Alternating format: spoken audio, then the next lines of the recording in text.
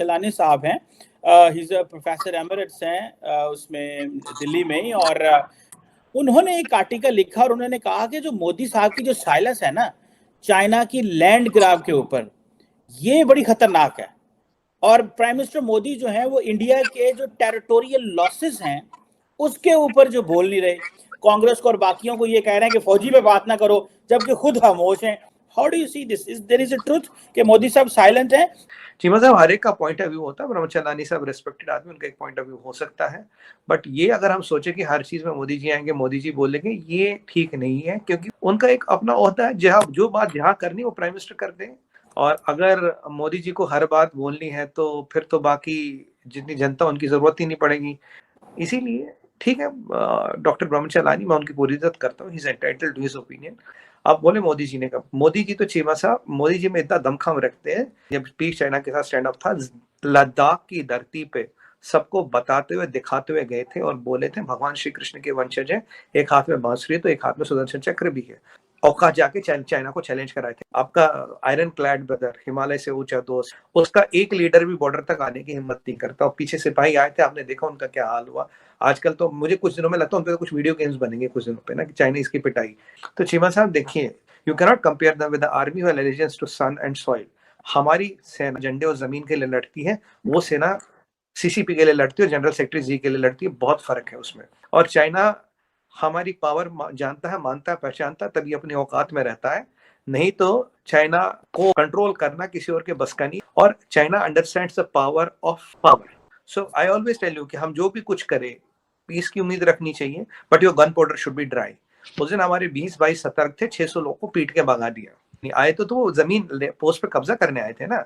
ऐसा नहीं कह सकती कि हमने चाइना से पीस नहीं चाहिए, हमने चाहा, बट चाइना रेस्पॉन्ड नहीं किया, तो हम दोनों के लिए तैयार थी। दोस्ती करनी है दोस्ती करो, लड़ाई करनी है लड़ाई करो, हम हर परिस्थिति के लिए तैयार हैं।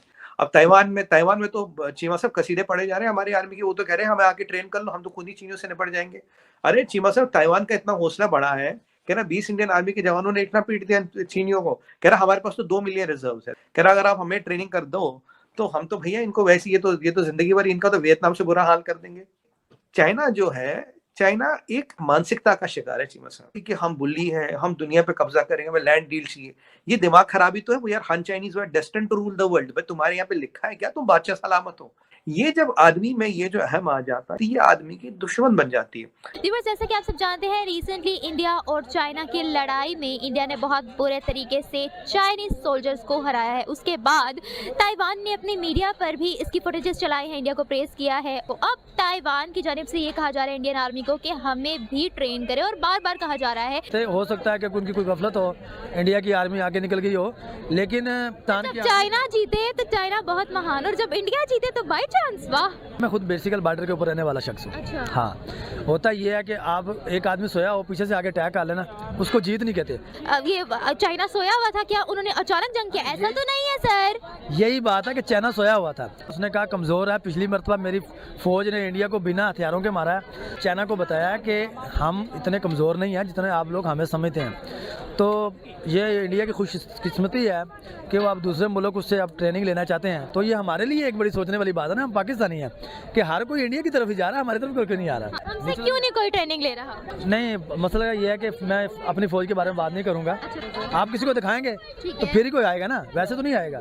तो वो दिखा रहा है, इंडिया दिखा रहा है कि भैया हम इस काबिल हैं, आप हमारे पास आए, हमारी आर्मी के पास आए, ट्रेनिंग लें। आप तालिबान को सारी ट्रेनिंग वही दे रहा है, तो इल्ज़ाम पाकिस्तान पे आता है। इंडिया बेसिकली एलाई बन सकता है ताइवान का, जो पहले ही है, और वो उनसे हेल्प मांगना चाहते हैं कि वो अपनी गेन कर पाएँ। अपने गलत है? नहीं, बिल्कुल ठीक है, जायज़ है, लेकिन चाइना समझता है कि जायज़ नहीं है, क्योंकि उनको बेनिफिट नहीं होगा इससे। ये बताइए कि अभी एक फ्लैश पॉइंट उभरा भारत और चीन के बीच में तवांग के इलाके में, उससे पाकिस्तान चीन के साथ अपने ताल्लुकात को कितना एक्सप्लॉइट करना चाहेगा? सर, मेरा ख्याल है जो आज राना सनाउल्लाह साहब की स्टेटमेंट आई है भारत को लेकर, वो शायद चाइना की मदद करने के लिए ही है।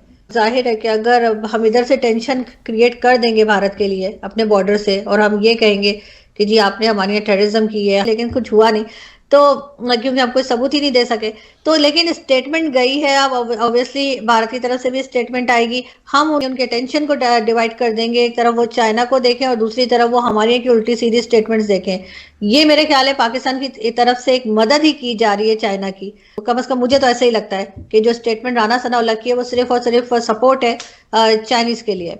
मैं आपको गारंटी करता हूँ no one is prepared for it. फिर आपका जो मुल्क है ये बिल्कुल नीचे चला जाएगा, वैसे नीचे चला गया है। You are in extreme debt. इस वक्त मिडिल क्लास जो है आपकी सर्वाइव कर रही है और एक सर्वाइवल मोड के ऊपर है। It is very difficult for people to live.